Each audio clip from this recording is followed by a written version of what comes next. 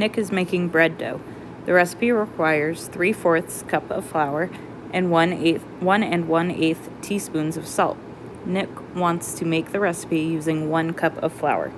To maintain the ratio, how much salt is required when 1 cup of flour is used? So this really is a unit rate problem because it's asking for 1 of something, 1 cup of flour.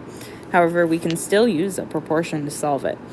So let's start out with what we know. We know that the recipe has 3/4 cup of flour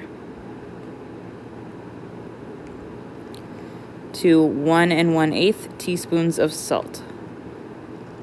And I'm just going to put a little F over here for flour and salt just so I remember that flour is on top and salt is on the bottom.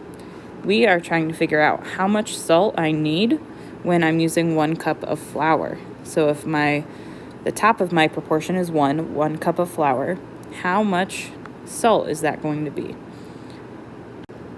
So let's go ahead and cross multiply. I've got 3/4 times x is 3/4 x. And then on the other side, 1 1/8 times 1 is 1 1/8. And even though it's a fraction, we can still get rid of that coefficient in front of x the same way. That's 3/4 times x, so we're going to divide by 3/4 on both sides.